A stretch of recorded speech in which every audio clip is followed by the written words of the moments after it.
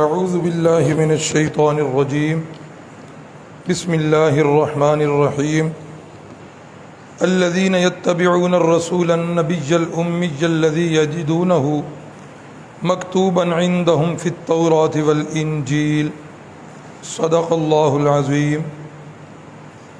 وہ آئے جن کے آنے کی زمانے کو ضرورت تھی، وہ آئے جن کے آنے کی زمانے کو ضرورت تھی، وہ آئے جن کی آمد کے لیے بے چین فطرت تھی، وہ آئے نغمہ داود میں جن کا ترانہ تھا، وہ آئے گریہ یعقوب میں جن کا فسانہ تھا، وہ آئے مہر عالم تاب تھا جن کا حسین چہرہ، وہ آئے جن کے ماتھے پر شفاعت کا بندہ صحرا، وہ آئے جن کی خاطر مضطرب تھی وادی بطحا، وہ آئے جن کے سجدوں کے لیے کعبہ ترستا تھا، وہ آئے جن کو ابراہیم کا نور نظر کہیے، وہ آئے جن کو اسماعیل کا لخت جگر کہیے، وہ آئے جن کے آنے کو گلستان کی سحر کہیے، وہ آئے جن کو ختم الانبیاء خیر البشر کہیے، وہ آئے جن کے ہر نقش قدم کو رہنما کہیے، وہ آئے جن کے فرمانے کو فرمانے خدا کہیے۔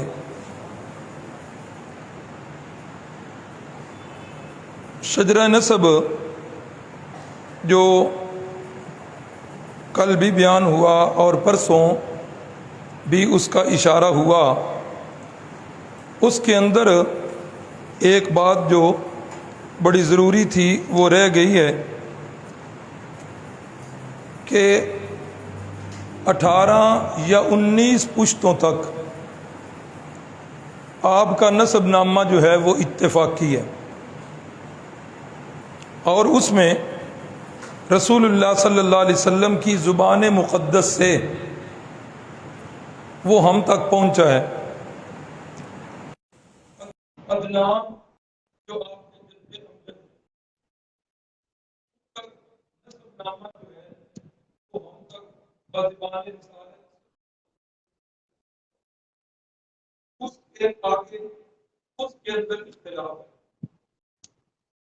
ایک حدیث پاک میں حضرت عبداللہ ابن عباس رضی اللہ عنہ حدیث ہے کہ ان النبی کان اذا انتصب لم یجامل فی نسبہ، کہ جب بھی آپ اپنا نسب مبارک بیان کیا کرتے تھے بیان کیا کرتے تھے، پھر جہاں آ کر رک جایا کرتے تھے اور آپ فرمایا کرتے تھے طلب النسب، کہ نسب بیان کرنے والے اس سے اوپر جو نسب بیان کرتے ہیں اس لیے اوپر والا نسب نامہ خلافی ہے اور جہاں تک جو ہے یہ اتفاقی ہے۔ یہ بھی کل آپ رات کو پتہ چل گیا کہ رسول اللہ صلی اللہ علیہ وسلم کے جد امجد حضرت سیدنا ابراہیم علیہ السلام، ان کے 2 بیٹے تھے، ایک بیٹے کا نام اور ان کی نسل سے حضرت یعقوب، حضرت یوسف، 4000 انبیاء بنی اسرائیل کا سلسلہ چلتا ہے۔ یہود نے نبوت کو اپنی وراثت سمجھ کہ نبی جو ہے وہ ہمارے اندر ہی آنے ہیں، کسی اور نسل سے انبیاء نہیں ہیں۔ اب جب نبی آخر زمان تشریف لے آئے بنو اسحاق کی بجائے بنو اسماعیل میں سے، رسول اللہ صلی اللہ علیہ وسلم کے ساتھ یہود کو سب سے بڑا اختلاف ہوا کہ نبوت تو ہماری وراثت تھی، ساگ سے ہوتے ہوئے ہمارے اندر آ رہی تھی، تو یہ نبوت ہمارے اندر سے کٹ کر بنو اسماعیل میں کیسے چلی گئی ہے؟ یہی ان کو وجہ اختلاف بنی، اور اسی سے انہوں نے رسول اللہ صلی اللہ علیہ وسلم کے ساتھ دشمنی لگا لی۔ یہ بات کل کے سبق سے رہ گئی تھی، اس لیے اس کا حوالہ دے دیا۔ اب آپ صلی اللہ علیہ وسلم کی آمد سے 50 دن پہلے میں نے بتایا کہ واقعہ فیل ہوا، ہاتھی والے آئے، انہوں نے چڑھائی کی، اللہ رب العزت نے ان کو نیست و نابود کر دیا۔ اللہ اکبر۔ آپ صلی اللہ علیہ وسلم کی آمد سے پہلے جس طرح سورج جب طلوع ہونا ہوتا ہے، اس کے طلوع سے پہلے زمانے پر کچھ تبدیلیاں آتی ہیں، مثلا ستارے جو ہیں وہ چلے جاتے ہیں، صبح کاذب جا کر صبح صادق کی روشنی آ جاتی ہے، اسی طرح افق کی سفیدی نظر آنے لگتی ہے۔ یہ ساری تبدیلیاں پہلے ہوتی ہیں، پھر جا کر سورج طلوع ہوتا ہے۔ یہاں بھی ایسے ہی ہوا، ہمارے نبی پاک صلی اللہ علیہ وسلم کی آمد سے پہلے یہی کچھ ہوا۔ جس طرح سورج کے آنے سے پہلے ستارے جو ہیں وہ ختم ہو جاتے ہیں، ان کی روشنی ماند پڑ جاتی ہے، ہمارے نبی پاک صلی اللہ علیہ وسلم کے آنے سے پہلے سابقہ انبیاء کی نبوتوں کے اللہ نے سلسلے ختم کر دی۔ اللہ رب العزت نے زمانے کے اندر کچھ ایسی تبدیلیاں فرمائیں کہ جو رسول اللہ صلی اللہ علیہ وسلم کی آمد سے پہلے زمانے کو نظر آئیں، اور آپ صلی اللہ علیہ وسلم کے آنے سے پہلے آپ کے چرچے جو ہیں وہ ہو رہے ہیں، آپ کے تذکرے جو ہیں وہ آپ کی آمد سے پہلے ہو رہے ہیں۔ حضرت عیسیٰ علیہ السلام جو بنو اسحاق کے آخری نبی ہیں، جس وقت انہیں مبعوث فرمایا گیا تو قرآن مجید میں 28واں پارہ سورۃ الصف کے اندر واضح الفاظ ہیں، وَإِذْ قَالَ عِيسَى ابْنُ مَرْيَمَ یا بنی اسرائیل انی رسول اللہ الیکم۔ یاد کرو اس وقت کو جب حضرت عیسیٰ ابن مریم نے اپنی قوم سے خطاب کرتے ہوئے فرمایا یا بنی اسرائیل۔ یہ الفاظ یاد رکھنے والے ہیں۔ ہمارے نبی پاک نے جب پہلے دن دعوت دی نا تو اس وقت آپ کی دعوت کیا تھی یاد ہے؟ یا ایہا الناس، او ساری کائنات کے لوگوں، مشرق سے مغرب تک، شمال سے جنوب تک، بلکہ نہیں قیامت تک آنے والے سارے لوگوں، انی رسول اللہ علیکم جمیعا، میں تم سب کی طرف نبی بن کے آیا ہوں۔ اب حضرت عیسیٰ علیہ السلام کی پہلی دعوت کیا ہے؟ یا بنی اسرائیل۔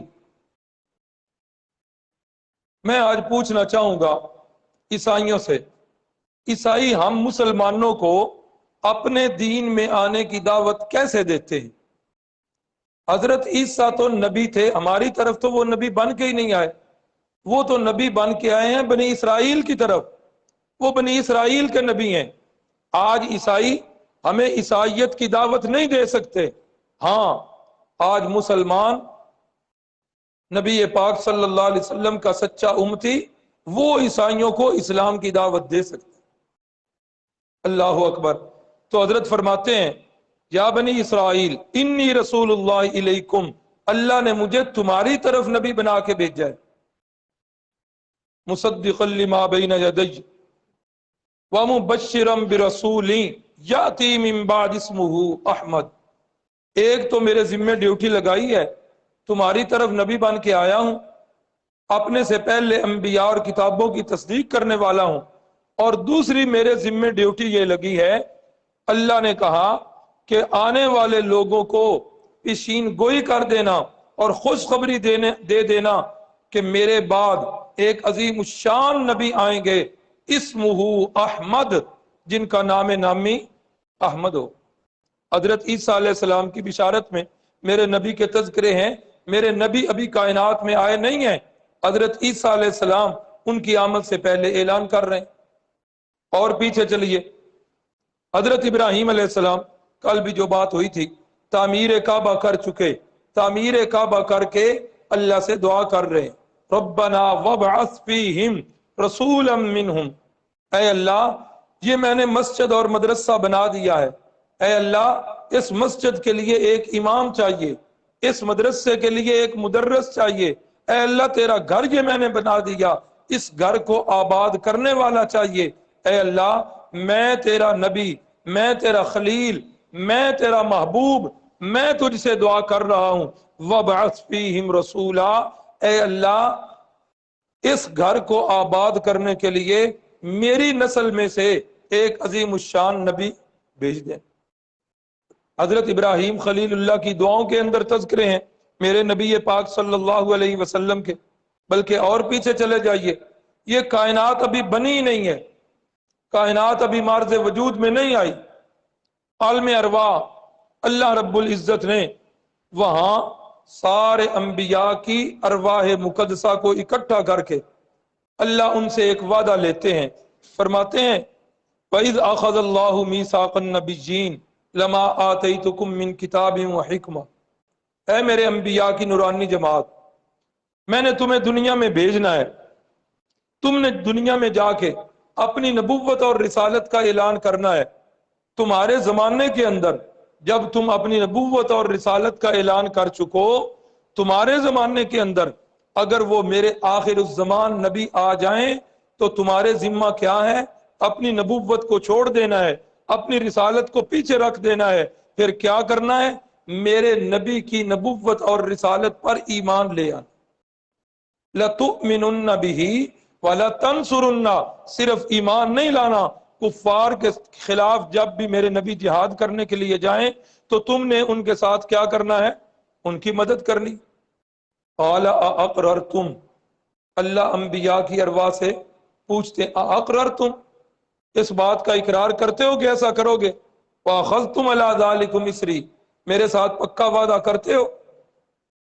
انبیاء نے بیک زبان ہو کے فرمایا اقررنا، اللہ ہم وعدہ کرتے ہیں کہ ہم ایسا کریں گے، اگر ہماری نبوت اور رسالت کے زمانہ میں نبی آخر الزمان تشریف لے آئے، ہم اپنی نبوت اور رسالت کو چھوڑ کر ان پر ایمان لائیں گے اور ان کی مدد بھی کریں گے۔ یہ کب کی بات ہے؟ جب دنیا ابھی وجود میں نہیں آئی، عالم ارواح کے اندر میرے نبی پاک صلی اللہ علیہ وسلم کے تذکرے ہو رہے ہیں۔ اللہ اکبر، میرے نبی پاک صلی اللہ علیہ وسلم کے تذکرے قرآن مجید گواہ ہے، تورات کے اندر ہیں، انجیل کے اندر ہیں، سابقہ کتابوں کے اندر رسول اللہ صلی اللہ علیہ وسلم کے تذکرے جو ہیں وہ موجود ہیں۔ حدیث کی کتابوں میں بھی ہے، سیرت کی کتابوں میں بھی یہ بات ملتی ہے۔ غالباً مشکات شریف کا واقعہ ہے، رحمت کائنات صلی اللہ علیہ وسلم مدینے کی گلیوں سے گزر رہے ہیں، ایک گھر کے اندر سے رونے کی آواز آتی ہے، پوچھا یہ کس کا گھر ہے؟ بتایا گیا یہودی کا گھر ہے۔ اچھا، اندر سے رونے کی آواز کیوں آ رہی ہے؟ جی یہودی کا بچہ جو ہے وہ بیمار ہے۔ رحمت کائنات صلی اللہ علیہ وسلم اندر تشریف لے گئے اور یہودی کے بچے کی بیمار پرسی کی۔ یہ ہیں میرے پیغمبر صلی اللہ علیہ وسلم کی سنت مطہرہ۔ یہودی جو ازل کے دشمن ہیں، جو بچپن سے ہی قاتلانہ حملے کر رہے ہیں، رسول اللہ صلی اللہ علیہ وسلم کے خلاف ہر محاذ پر ہیں، لیکن اللہ کے نبی صلی اللہ علیہ وسلم یہودی کے بچے کی بیمار پرسی کے لیے اس کے گھر میں جا رہے۔ آج ہم میں سے کون یہ کرے؟ آج میری ہمسایوں کے ساتھ چھوٹی سی بات پہ لڑائی ہو جاتی، نالی کے پانی سے لڑائی ہو گئی، میرا مرنا جینا ان کے ساتھ ختم ہو گئی، میری بول چال ان سے ختم ہو گئی، حالانکہ رسول اللہ صلی اللہ علیہ وسلم نے ہمسایوں کے ساتھ بڑی تاکید کی ہے۔ میرے بھائی کے ساتھ کسی وجہ سے مخالفت ہوئی، میرا مرنا جینا ختم ہو گیا۔ بھائیو، جس نبی کے ہم امتی ہیں، جن کا ہم کلمہ پڑھتے ہیں، یہ سیرت النبی پروگرام کا مقصد یہی ہے کہ ان کی سیرت پر عمل کیا جائے۔ اللہ ہم سب کو عمل کی توفیق دے۔ رحمت کائنات اندر تشریف لے جاتے ہیں، چارپائی پہ بچہ پڑا ہوا ہے، اس کا والد جو ہے وہ تورات کھول کر اس کے سرانے کھڑا ہوا ہے، تورات شاید پڑھ رہا ہے، جس طرح ہمارے ہاں بھی یہ ہوتا ہے کہ بابا جی کی روح جو ہے وہ نکل نہیں رہی تو مدرسے سے جلدی جلدی بچوں کو بلائیں اور انہیں کہیں کہ آ کے کیا کریں؟ قرآن خوانی کریں۔ پھر جو ہے وہ یہ بھی ساتھ ہوتا ہے، بس دعا کریں جی اللہ کوئی اپنی رحمت والا معاملہ کر دے۔ اب وہ زبان سے تو نہیں کہہ سکتے، تو پھر یہی ہوتا ہے گمان کہ بچے جلدی آئیں، وہ آگے قرآن پڑھے، دعا کریں، روح جلدی نکل جائے۔ تو وہ یہودی جو ہے اپنے بیٹے کی چارپائی پہ سرانے کی جانب کھڑا ہوا ہے۔ رسول اللہ صلی اللہ علیہ وسلم اس بچے سے اس کے حالات پوچھتے ہیں، طبیعت کا پوچھتے ہیں، پھر اس کے باپ کی طرف اشارہ کرتے ہیں اور باپ سے پوچھتے ہیں حل وجدت ناتی و صفتی و مولدی و مخرجی ہاذا، او یہودی عالم مجھے یہ بتاؤ، یہ جس کتاب کو تو کھول کے پڑھ رہا ہے اس کتاب کے اندر میرے تذکرے موجود ہیں کہ نہیں ہیں؟ اس کتاب کے اندر میری پیدائش کا تذکرہ موجود ہے کہ نہیں ہے؟ اس کتاب کے اندر میرے مکے کا ذکر موجود ہے کہ نہیں ہے؟ میری ہجرت کے تذکرے موجود ہیں کہ نہیں ہیں؟ میں ہجرت کر کے جس شہر میں آؤں گا اس کے تذکرے موجود، یہ ساری باتیں تورات میں موجود ہیں کہ نہیں؟ اب اس یہودی نے زبان سے تو جواب نہیں دیا، اس نے یوں نفی میں سر ہلایا۔ جب اس نے نفی میں سر ہلایا تو بیٹا جو ہے بستر مرگ پر ہے، مرض الوفات میں ہے، چند لمحوں کے بعد اس کی روح نکلنے والی ہے۔ بیٹا جو ہے یوں پیچھے کر کے اپنی آنکھیں اپنے باپ کی طرف دیکھتا ہے کہ باپ کا سر جو ہے وہ نفی میں ہل رہا ہے۔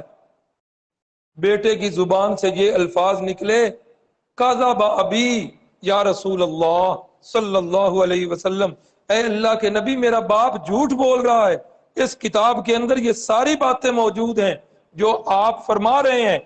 تو اللہ رب العزت نے قرآن مجید میں فرمایا الذی یجدونہ مکتوبا عندہم فی التوراۃ والانجیل، میرے نبی کی تعریفیں تورات کے اندر بھی ہیں، میرے نبی کی تعریفیں انجیل کے اندر بھی موجود ہیں۔ اللہ اکبر۔ حضرت حسان رضی اللہ تعالیٰ عنہ فرماتے ہیں 7 سال کی میری عمر ہے، میں مدینہ طیبہ میں ہوں، یہ اسلام لانے سے بہت پہلے کی بات۔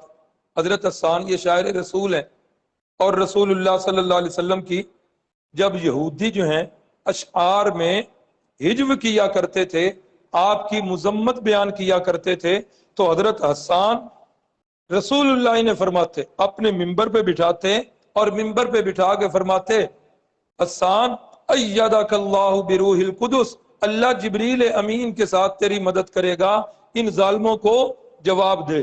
حضرت حسان رضی اللہ تعالیٰ عنہ پھر جواب دیا کرتے تھے اور بڑے خوب جواب دیا کرتے تھے۔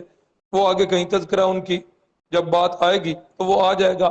فرماتے ہیں 7 سال میری عمر ہے، مدینہ طیبہ کے اندر میں موجود ہوں، اچانک کیا دیکھتا ہوں کہ مدینے کا کاہن جو ہے وہ بھاگتا ہوا آتا ہے اور بھاگتے ہوئے آ کر پوچھتا ہے کہ لوگوں مجھے یہ بتاؤ کہ آج رات کسی گھر کے اندر کوئی پیدائش ہوئی ہے؟ لوگ خاموش ہیں، مدینے کی بات ہے، لوگ خاموش ہیں۔ پھر وہ خود ہی کہتا ہے ولیدہ، اس آج کی رات کے اندر وہ نبی آخر الزمان جو ہے وہ پیدا ہو چکا۔ حضرت حسان کی عمر 7 سال ہے اور مدینے کا واقعہ بیان کرتے ہیں۔ اسی طرح کا واقعہ سیرت کی کتابوں کے اندر ایک اور بھی ملتا ہے، مکے کا واقعہ ہے کہ مکے کا ایک کاہن وہ پہاڑوں میں ہی رہا کرتا تھا، کبھی کسی بندے نے اس کو آبادی میں نہیں دیکھا۔ جس دن رسول اللہ صلی اللہ علیہ وسلم کی ولادت باسعادت ہوئی ہے، پہاڑوں سے نکلتا ہے، ہانپتا کانپتا مکے میں آتا ہے اور یہی سوال کرتا ہے کہ آج رات کس گھر کے اندر ولادت ہوئی ہے، آج رات کس گھر کے اندر بچہ پیدا ہوا ہے۔ لوگوں نے بتایا کہ آج رات جو ہے وہ عبداللہ، حضرت عبداللہ کے گھر میں آج رات بچہ پیدا ہوا ہے۔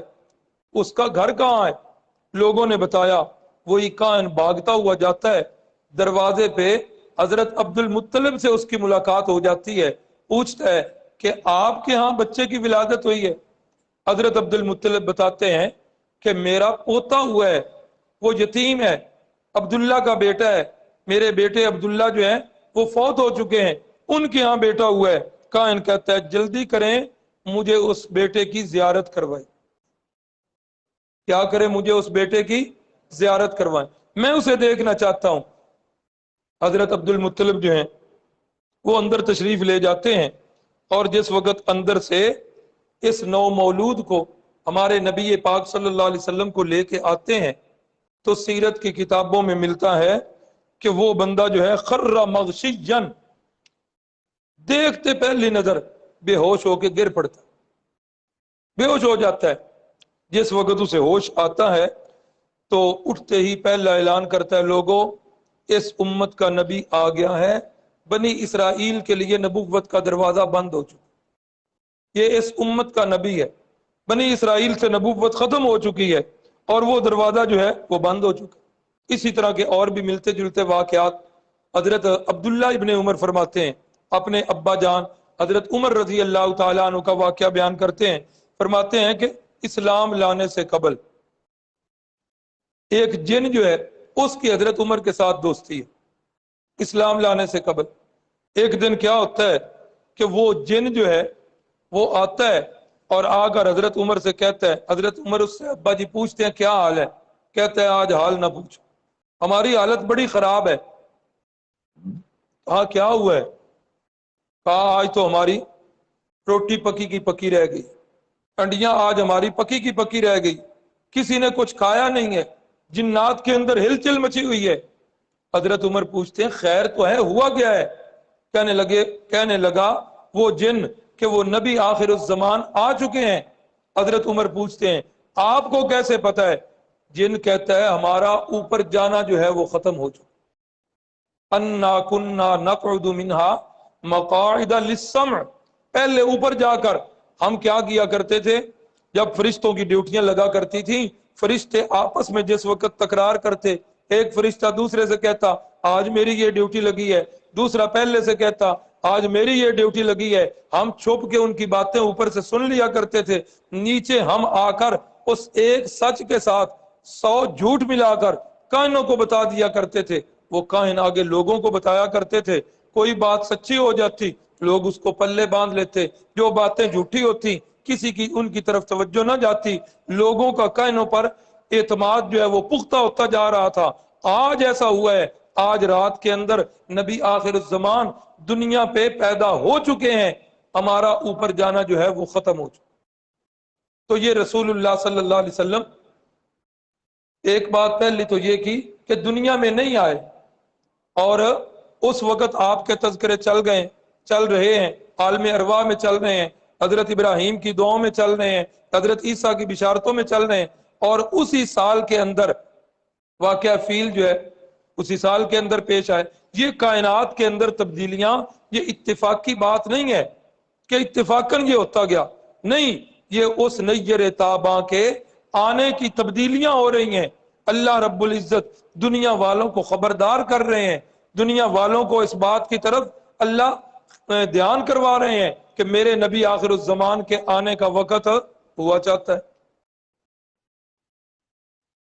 دنیا کے اندر اس وقت 2 سپر پاوریں تھیں، جس طرح آج ہمارے اس معاشرے کے اندر 2 سپر پاوریں کبھی ہوا کرتی تھی، ایک روس اور دوسرا امریکہ۔ روس کے ٹکڑے ہو چکے، ہاں، اور امریکہ بھی اپنی ناک رگڑ کے ذلیل ہو کر سپر پاور کا دعویٰ کرنے والا افغانستان کی سرزمین میں انتہائی ذلیل ہو کر نکلا۔ انشاءاللہ اس کے بھی ٹکڑے ہوں گے، انشاءاللہ ہوں۔ کیوں؟ اس لیے کہ میرے اللہ کا وعدہ ہے، والذی ارسل رسولہ بالہدی ودین الحق لیظہرہ علی الدین کلہ، میرے نبی کا دین ساری دنیا کے دینوں پر غالب آنا ہے۔ ایک وقت آئے گا یہ دنیا جو ہے اس پر اسلام کا پھریرا اور اسلام کا علم جو ہے وہ لہرا رہا ہو۔ اس وقت کی بھی 2 سپر پاوریں تھیں، ایک کا نام روم اور دوسری کا نام فارس۔ فارس کا موجودہ نام ایران ہے جی، اب تو یہ سمٹ کے چھوٹا سا ہے نا، اس وقت آدھی دنیا جو ہے اس کے زیر نگین اور زیر اثر تھی۔ اور روم اس کا موجودہ نام اٹلی، آدھی دنیا اس کے پاس تھی، آدھی دنیا اس کے پاس تھی۔ ایرانیوں کا جو مذہب تھا، ایرانیوں کا مذہب تھا، آتش پرست تھے اور آگ کی پوجا کرتے تھے۔ ان کا ایران کے اندر جو ان کا مرکز تھا دارالحکومت، اس کے اندر ایک مرکزی آتش کدہ تھا، صدیوں سے اس کے اندر آگ جل رہی تھی، کبھی اس کی آگ جو ہے وہ بجھنے نہیں دی جا رہی تھی۔ جب رسول اللہ صلی اللہ علیہ وسلم دنیا میں مبعوث ہوئے تو پھر کیا ہوا؟ وہ آتش جو ہے وہ آگ خود بخود بجھ گئی، آگ خود بخود بجھ گئی۔ اور رومی ان کا جو مذہب تھا وہ عیسائی مذہب سے تھے، اور یہ ایرانی جو ہے یہ مجوسی تھے اور یہ آگ کی پوجا کرنے والے۔ اسی طریقے سے کسرا یہ جو فارس کا بادشاہ ہوا کرتا تھا اس کا نام کسرا تھا. اب کسرا جو ہے اس کے محل کے اندر رسول اللہ صلی اللہ علیہ وسلم کی آمد پر، آپ کی پیدائش پر اس کے محل میں زلزلہ آیا اور بڑے شاندار اور عالی شان قسم کے محل کے اوپر جو کنگرے تھے وہ کنگرے 14 کے قریب کنگرے جو ہے وہ گر گئے. یہ ساری تبدیلیاں اس رات رونما ہو رہی ہیں جس رات میرے نبی پاک صلی اللہ علیہ وسلم دنیا میں تشریف لا رہے. جب رحمت کائنات صلی اللہ علیہ وسلم کی ولادت باسعادت ہوئی ہے اس کے اندر اب تاریخ میں اختلاف ہے، کئی اختلافات ہیں، لیکن 3 باتیں جو ہیں وہ تقریباً اتفاقی ہیں. 3 باتیں تقریباً اتفاقی ہیں. پہلی بات اتفاقی کہ سال کون سا ہے؟ عام الفیل والا سال. جس سال وہ ہاتھی والوں کو اللہ نے شکست دی ہے عام الفیل والا سال ہے، اس بات پر تقریباً سب کا اتفاق. دوسرا مہینہ کون سا ہے جی؟ مہینہ ربیع الاول کا ہے، تقریباً اس پر بھی اتفاق ہے. تھوڑا سا اختلاف ہے، بعض نے کہا رمضان کے اندر ولادت باسعادت ہے، بعض نے کہا نہیں محرم الحرام کے اندر ولادت باسعادت. اس امت کے ایک بہت بڑے اللہ کے ولی گزرے ہیں جن کا نام نامی اسم گرامی حضرت پیران پیر شیخ عبد القادر جیلانی محبوب سبحانی، اللہ ان کی قبر کو منور فرمائے. اس امت کے بہت بڑے اللہ کے ولی گزرے. انہوں نے ایک کتاب لکھی ہے غنیت الطالبین. غنیت الطالبین کے اندر ایک پورا باب ہے، اس باب کے اندر وہ ہر مہینے کی الگ الگ فضیلتیں جو ہیں بیان کرتے ہیں. محرم کے فضائل بیان کرتے ہیں. محرم کے بعد محرم کے فضائل میں اس کے اندر ہی 10 محرم جو عاشورہ کا دن ہے اس کے فضائل بیان کرتے ہیں کہ 10 محرم عاشورہ والے دن کائنات انسانی کے بڑے بڑے واقعات رونما ہوئے ہیں. آگے چند واقعات کو شمار کرتے ہیں، کہتے ہیں کہ حضرت آدم کی توبہ 10 محرم الحرام کو قبول ہوئی. حضرت نوح علیہ السلام کی کشتی جودی پہاڑ پر ٹھہری، وہ 10 محرم کا دن تھا. حضرت یونس علیہ السلام مچھلی کے پیٹ سے جو باہر آئے وہ 10 محرم الحرام کا دن تھا. حضرت یعقوب اور حضرت یوسف ان کی جو جدائی کے بعد ملاقات ہوئی وہ یہی عاشورہ کا دن تھا. حضرت ایوب علیہ السلام کو بیماری سے جو صحت ملی وہ عاشورہ کا دن تھا. یہ سارے کائنات انسانی کے بڑے بڑے واقعات بیان کرتے ہوئے پیرانے پیر آخر پہ لکھتے ہیں کہ اسی دن رسول خدا صلی اللہ علیہ وسلم کی ولادت باسعادت ہوئی ہے. ان کی تحقیق یہ ہے کہ 10 محرم الحرام کو آپ کی ولادت باسعادت. یہ ایک قول ہے، لیکن زیادہ رائے جو ہے وہ یہی ہے ربیع الاول کے مہینہ والی. اور تیسری اتفاقی بات یہ ہے کہ پیر یعنی سوموار کا دن تھا. پیر یعنی سوموار کا دن تھا. یہ تقریباً 3 باتیں جو ہیں یہ اتفاقی ہیں. آگے تاریخ کون سی ہے اس کے اندر اختلاف ہے. بعض حضرات نے کہا کہ تاریخ جو ہے وہ 6 ربیع الاول ہے، بعض حضرات نے کہا 8 ربیع الاول ہے، بعض حضرات نے کہا 12 ربیع الاول ہے. زیادہ قول جو ہے وہ 9 ربیع الاول کا ہے. زیادہ قول یہی ہے. اللہ اکبر. لیکن ایک بات اس اختلاف سے ایک بات جو ذہن میں آتی ہے فطری طور پر کہ رسول اللہ صلی اللہ علیہ وسلم کی ولادت باسعادت کی تاریخ میں اختلاف کیوں ہے؟ یہ اختلاف کیوں ہے؟ صحابہ اکرام کا عمل اس اختلاف سے ایک تو واضح ہو رہا کہ اگر صحابہ اکرام میں رسول اللہ صلی اللہ علیہ وسلم کی ولادت باسعادت والا دن کسی خاص طریقے سے منایا جاتا ہوتا تو تاریخ کے اندر یہ اختلاف، پتہ نہیں اپنی بات سمجھا سکا ہوں کہ اگر صحابہ اکرام رسول اللہ صلی اللہ علیہ وسلم کے ولادت باسعادت والے دن کو خاص طریقے سے منایا کرتے ہوتے تو تاریخ میں یہ اختلاف قطعاً مثلا کہیں آپ نے نہیں سنا ہوگا کہ عید الفطر کی تاریخ میں اختلاف ہے. کبھی سنا؟ ہاں یہ ہو جاتا ہے اختلاف کہ ہلال کمیٹی جو ہے چاند نظر آ جائے تو وہ کہتی ہے نہیں آیا، یا نہ آئے تو وہ چاند جو ہے وہ نکال دیتی ہے. یہ ایک الگ بات ہے. لیکن سب کا اتفاق ہے کہ عید الفطر کس تاریخ کو ہوتی ہے؟ یکم شوال کو ہوتی ہے. عید الاضحیٰ میں کبھی آپ نے اختلاف سنا؟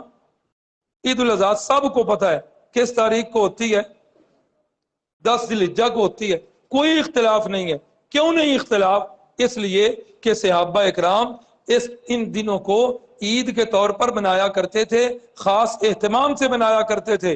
اس لیے عید الاضحیٰ یا عید الفطر کی تاریخ میں بھائیوں اختلاف نہیں ہے، لیکن اس تاریخ میں اختلاف یہ بات واضح کر رہا ہے کہ اس تاریخ کو صحابہ اکرام بطور خاص دن نہیں منایا کرتے۔ اس کی وجہ کیا ہے؟ اس کی وجہ یہ ہے کہ صحابہ اکرام جو ہے وہ دن نہیں مناتے تھے، وہ سیرت اپنایا کرتے تھے۔ دن منانا صحابہ میں نہیں تھا۔ حالانکہ تھوڑا سا آپ گہرائی میں جائیں، رسول اللہ صلی اللہ علیہ وسلم کی ولادت باسعادت والی کچھ شخصیات جو ہیں وہ زندہ موجود ہیں۔ مثال کے طور پر رحمت کائنات صلی اللہ علیہ وسلم کی رضائی والدہ حضرت حلیمہ سعدیہ جو ہیں وہ موجود ہیں۔ انہوں نے رسول اللہ صلی اللہ علیہ وسلم کے ہاتھ پر اسلام قبول کیا ہے، مسلمان ہوئی ہیں۔ صحابہ اکرام چاہتے تو ان سے تاریخ پوچھ کر واضح کر سکتے تھے۔ رسول اللہ صلی اللہ علیہ وسلم کی پہلی داعیہ اور آپ کی اماں جان کی کنیز اور خادمہ ام ایمن، وہ جو لونڈی تھی، وہ جو خادمہ تھی، وہ موجود ہیں۔ انہوں نے بھی اسلام کا دور پایا ہے، رسول اللہ صلی اللہ علیہ وسلم کا زمانہ پایا ہے، انہوں نے اسلام قبول کیا ہے۔ رسول اللہ صلی اللہ علیہ وسلم نے اپنے متبنہ سے پھر اس کی شادی بھی کی ہے۔ صحابہ اکرام چاہتے تو ان سے رسول اللہ کی یہ تاریخ پوچھ سکتے تھے۔ خواتین میں تیسری شخصیت رحمت کائنات صلی اللہ علیہ وسلم کی پھپھو جان جو ہیں وہ موجود ہے، حضرت صفیہ رضی اللہ تعالی۔ صحابہ اکرام چاہتے تو ان سے پوچھ سکتے تھے کہ یہ تاریخ جو ہے یہ کیا تاریخ تھی، لیکن صحابہ اکرام نے نہیں پوچھا، نہیں تحقیق کی۔ اس کی بھائیوں وجہ کیا ہے؟ اس کی وجہ یہی ہے کہ صحابہ اکرام میں دن منانے کا رواج نہیں تھا، سیرت اپنانے کا، آپ کی تعلیمات پر عمل کرنے کا صحابہ اکرام کے اندر شوق اور جذبہ تھا۔ یہ دن منانے یہ بہت بعد کی بات ہے۔ پہلے جو ہے وہ دن، یہ فادر ڈے یہ ہمارے بچپن میں تھا، ہاں یہ مدر ڈے یہ تھا بچپن میں، ٹیچر ڈے، یہ ڈیٹ جو ہے نا یہ ہمارے بچپن میں نہیں تھے۔ یہ کب آئے؟ یہ بہت بعد میں آئے۔ کیوں آئے؟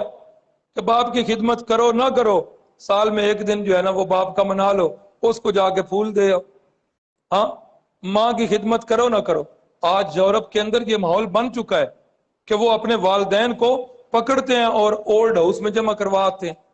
مجھے یہ پتا چلا ہے، کسی ساتھی نے بتایا یہاں پاکستان میں بھی اولڈ ہاؤس بن چکے۔ میں ایک دن ایک کالم پڑھ رہا تھا یورپ کے کسی اولڈ ہاؤس کا، کہ وہاں وہ بیچاری بوڑھی عورتیں، وہ بوڑھے جو ماں باپ ہیں، وہ بھالو پڑے ہوئے ہیں اور بت پڑے ہوئے ہیں، وہ ماں کی مامتا جب مجبور ہوتی ہے تو وہ بیچاری عورتیں، وہ بڑھیا ان بالوؤں کو سینے سے لگا کر چومتی ہیں، وہ ان کو جو ہے نا پیار کرتی ہیں، وہ دل کے اندر مامتا جو ہے۔ پھر کیا ہوتی ہے؟ وہاں کی فرما بردار اولاد کیا کرتی ہے؟ سال کے بعد جو اپنے ماں باپ پر احسان کرے وہ بازار سے پھول کا گلدستہ لیتا ہے اور اولڈ ہاؤس میں جمع کروا آتا ہے۔ اس سے جو بڑا فرما بردار ہوتا ہے وہ کیا کرتا ہے؟ اس کے پاس اتنا بھی ٹائم نہیں ہوتا، وہ ادھر سے ہی پیسے دیتا ہے کسی کمپنی کو، کوریئر سروس کو، کہ جاؤ ادھر سے گلدستہ لے کر اولڈ ہاؤس میں میری ماں کو دے۔ اللہ نہ کرے کہ وہ دن یہاں بھی آ جائے۔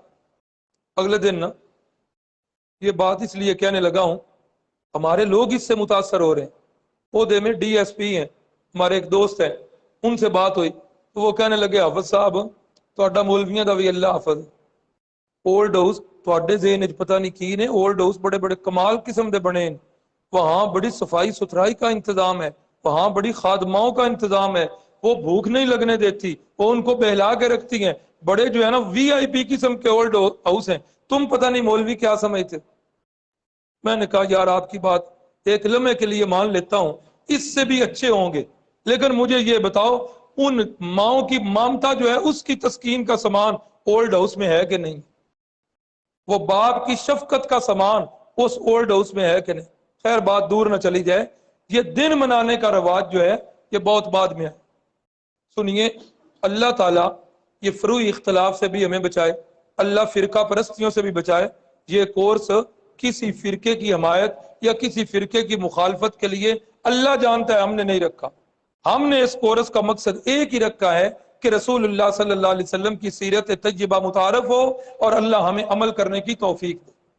یاد رکھیے گا کہ یہ دن منانا، عیسائی کوئی دن منائے تو منائے اپنے نبی کا، حضرت عیسیٰ علیہ السلام کا دن عیسائی منائے تو وہ منا سکتے ہیں، اس لیے کہ عیسائیوں کے پاس اپنے نبی کی سیرت موجود نہیں ہے۔ حضرت عیسیٰ علیہ السلام کیسے اٹھتے تھے، کیسے بیٹھتے تھے، حضرت مفتی نعمت اللہ صاحب اللہ ان کے علم میں برکت دے، کتنی محنت کر کے آپ حضرات کو یہ مضمون سمجھا رہے ہیں کہ عادتیں عبادتیں کیسے بنتی ہیں۔ جاؤ کسی عیسائی سے پوچھو کہ آپ کے پیغمبر کیسے سوتے تھے، حضرت عیسیٰ کیسے جاگتے تھے، ان کے جاگتے ہوئے دعا کون سی پڑھتے تھے، سوتے ہوئے دعا کون سی پڑھتے تھے، تجارت کرتے ہوئے کیا ان کے معمولات تھے، جا کے پوچھو کسی عیسائی سے۔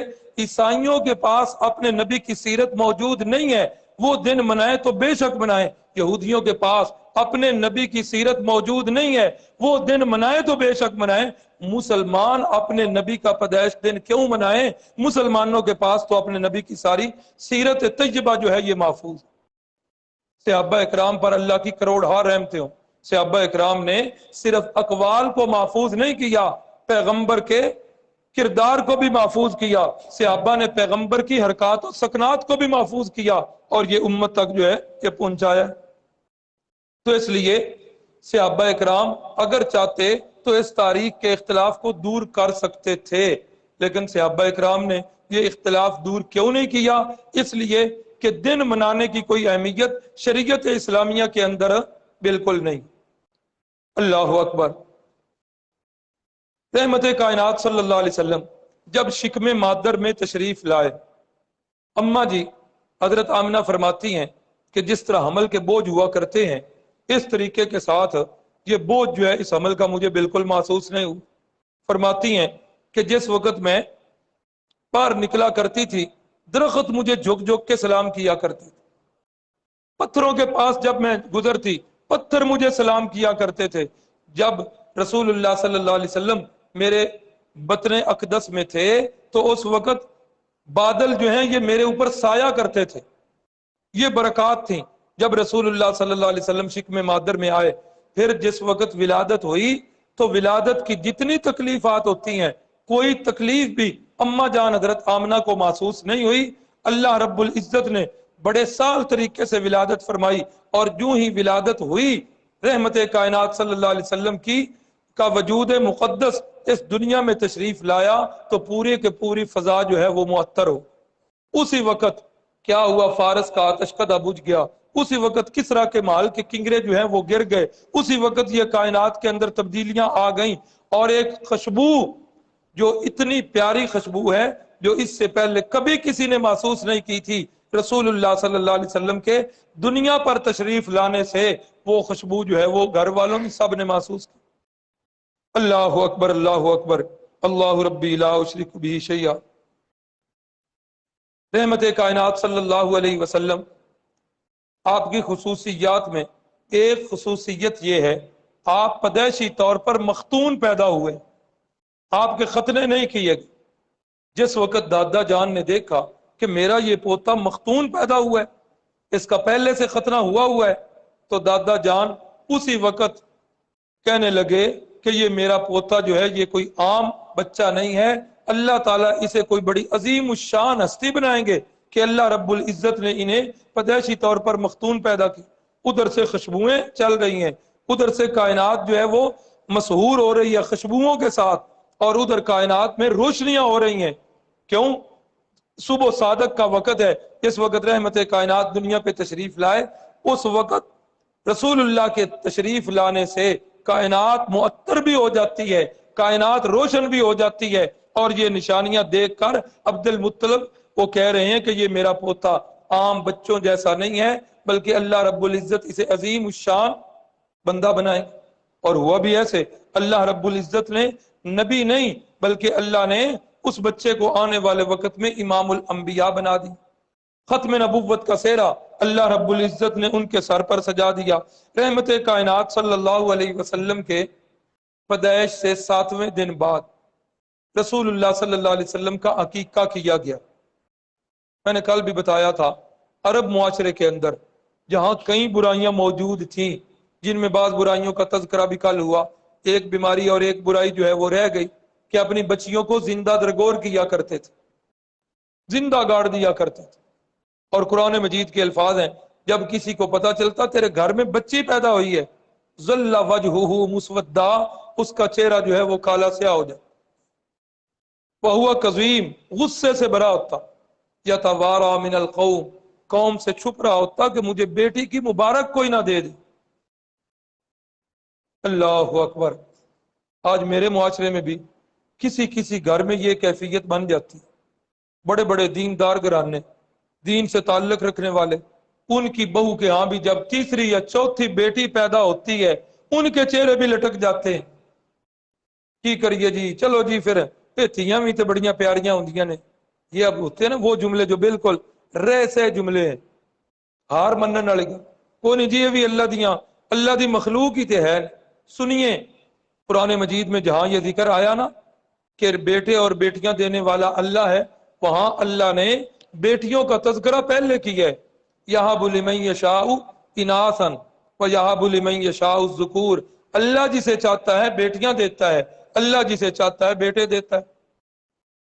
رسول اللہ صلی اللہ علیہ وسلم نے فرمایا جس عورت کے ہاں سب سے پہلی اولاد بیٹی ہو، میرے مرشد نے فرمایا وہ عورت جو ہے بڑی برکت والی عورت۔ کیوں آج یہ منہ لٹک جاتے؟ تماشا یہ ہوتا ہے ہر عورت کے معیار دو رہے ہیں، بیٹی کے لیے اور پہ ماننا ہے، بہو کے لیے اور پہ ماننا ہے۔ بیٹی کے ہاں بچی کی پیدائش ہو جائے وہاں جو ہے ماں کا منہ نہیں لٹکتا، اور بہو کے ہاں بچی کی پیدائش ہو جائے تو وہاں ساس کا منہ جو ہے وہ لٹک جاتا ہے۔ دوسری یا تیسری بیٹی کی ولادت پر وہ ساس جو ہے وہ اپنی بہو کو منحوس سمجھنے لگ جاتی ہے۔ قرآن مجید بتا رہا ہے کہ یہ بیٹی کی پیدائش پر غصہ کرنا، اس کو غلط سمجھنا، یہ کافروں کا فعل ہے، ایک مسلمان کا یہ فعل نہیں۔ تو یہ ان کی برائیاں تھی، لیکن اس کے باوجود ان کے اندر کچھ دین ابراہیمی کی چیزیں باقی تھی۔ یہ عقیقہ کرنا، یہ ختنہ کرنا، یہ حضرت ابراہیم ہی کی سنتیں ہیں، اور یہ چیزیں قریش مکہ کے اندر موجود ہیں۔ 7ویں دن آپ صلی اللہ علیہ وسلم کا عقیقہ کیا جا رہا ہے، اور اس وقت جب کسی نے حضرت عبد المطلب سے پوچھا کہ 7ویں دن بچے کا نام بھی رکھا جاتا ہے، آپ نے اپنے پوتے کا نام کوئی تجویز کیا ہے؟ تو حضرت عبد المطلب نے فرمایا ہاں میں نے اپنے پوتے کا نام تجویز کر لیا ہے، میں نے اس کا نام رکھا ہے محمد صلی اللہ علیہ وسلم۔ محمد سب کہہ دو، صلی اللہ علیہ وسلم۔ ایک دفعہ پھر درود شریف پڑھے، صلی اللہ علیہ وسلم۔ اللہ اکبر۔ یہ نام جو ہے، یہ نام حضرت عبد المطلب کس وقت رکھ رہے ہیں؟ پیچھے کبھی کسی نے یہ نام نہیں رکھا، یہ پہلا نام ہے، یہ پہلا بچہ ہے جس کا نام یہ رکھا جا رہا۔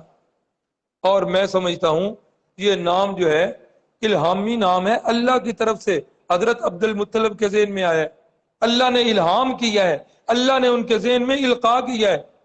ورنہ تو معاشرے کے اندر اس وقت لوگ اپنے بچوں کے نام کیا رکھ رہے تھے؟ عبد الشمس سورج کا بندہ، عبد الدار آستانے کا بندہ، عبد العزا عزا بت کا بندہ، یہ سارے نام شرکیہ رکھے جا رہے تھے۔ اللہ اکبر۔ آج ہمارے ہاں بھی ایسے ہو رہا ہے، حالانکہ میرے مرشد نے فرمایا کہ جو نام میرے مرشد کو پسند ہے، فرمایا کہ وہ نام کون سے؟ عبداللہ، عبد الرحمن، یہ دو نام مثال کے طور پر فرمائے۔ ورنہ مفسرین نے، شارحین حدیث نے لکھا ہر وہ نام جس کے ساتھ اللہ کے نام کے ساتھ عبد ہو جائے، عبد الغفار، عبد القہار، عبد الجبار، عبد یا عبید کی نسبت اللہ کے نام کے ساتھ لگ جائے، وہ سارے نام ہی اللہ اور اس کے رسول کو پسند۔ میرے نبی تو یہ فرما رہے ہیں۔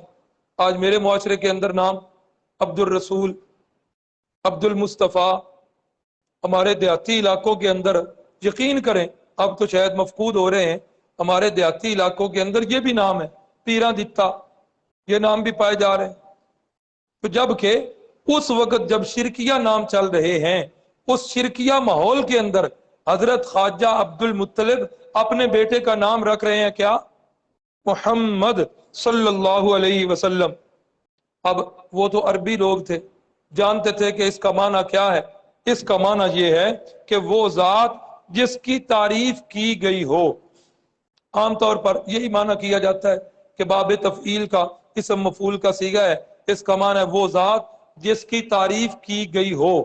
اگرچہ لغوی لحاظ سے یہ معنی ٹھیک بنتا ہے، لیکن جب میں اس نام کی نسبت اپنے آقا کی طرف کرتا ہوں تو وہاں یہ معنی بڑا ہیچ نظر آتا ہے کہ وہ شخصیت جس کی تعریف کی جا رہی ہے، تعریف تو صحابہ پاک کی بھی ہو رہی ہے، تعریفیں تو فرشتوں کی بھی ہو رہی ہیں، تعریفیں تو سابقہ انبیاء کی بھی ہو رہی ہیں، یہ معنی میرے مرشد کے ساتھ جچتا نہیں ہے۔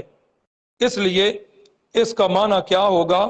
اس کا معنی لغت کی ایک کتاب ہے مفردات، امام راغب تھے اصفہان، ایران کے رہنے والے، انہوں نے ایک کتاب مفردات القرآن لکھی ہے، قرآن مجید کے جو الفاظ ہیں اس کے اندر ان کے معنی لکھے ہیں۔ انہوں نے اس کا معنی کیا، وہ کہتے ہیں کہ محمد صلی اللہ علیہ وسلم کا معنی ہے محمد الذی اجمعت فیہ خصال محمودۃ۔ محمد صلی اللہ علیہ وسلم اس ہستی کو کہتے ہیں جس کے اندر کائنات کے سارے کمالات، جس کے اندر کائنات کی ساری خوبیاں، جس کے اندر کائنات کی ساری رانائیاں، جس ہستی کے اندر اللہ سمیٹ کے رکھ دے، اس ہستی کو کہتے ہیں محمد صلی اللہ علیہ وسلم۔ ایک اور لغت کی کتاب ہے، اس کا نام ہے قاموس، اس نے بھی معنی کیا، اور کیا خوب معنی کیا۔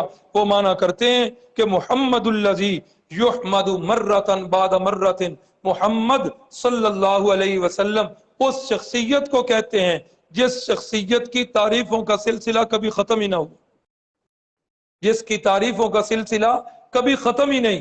کائنات بنی نہیں ہے، عالم ارواح کے اندر میرے نبی کے تذکرے، کائنات بن چکی ہے، حضرت ابراہیم کی دعاؤں میں تذکرے، حضرت عیسیٰ کی بشارتوں میں تذکرے، وہ میرے محبوب صلی اللہ علیہ وسلم جن کی تعریفیں فرشتے کر رہے ہیں، جن کی تعریفیں زمینی مخلوق کر رہی ہے، جن کی تعریفیں بری اور بحری مخلوقات کر رہی ہیں، جن کی تعریفیں حشرات الارض کر رہے ہیں، جن کی تعریفیں انبیاء کر رہے ہیں، نہیں بھائیو، جن کی تعریفیں میرا اللہ کر رہا، اس ہستی کو کہتے ہیں محمد صلی اللہ علیہ وسلم۔ اور کسی وقت بھی وہ تعریفوں کا سلسلہ نہیں رک رہا۔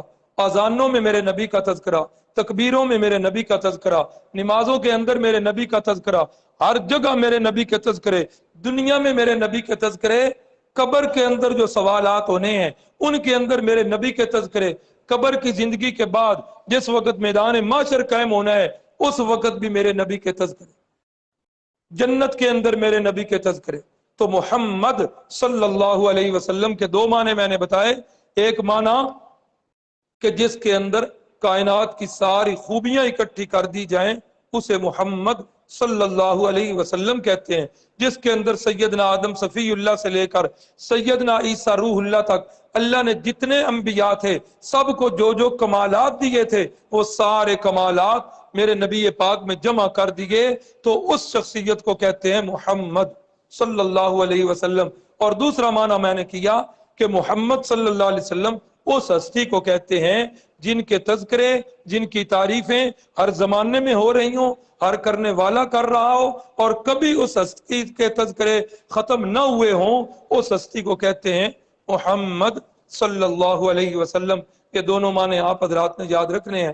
وقت جو ہے وہ ہو چکا، اللہ سے دعا ہے اللہ رب العزت ہم سب کو سیرت النبی پر چلنے کی توفیق عطا فرمائے۔ اللہ اکبر، اللہ اکبر۔ حافظ برکات اللہ صاحب کی پرچیاں بڑی سخت ہوتی ہیں، بہرحال جی وہ بات کل ابتدا میں کروا لینا۔ بسم اللہ الرحمن الرحیم، الحمد للہ رب العالمین، والعاقبۃ للمتقین، اللہم صلی علی سیدنا و مولانا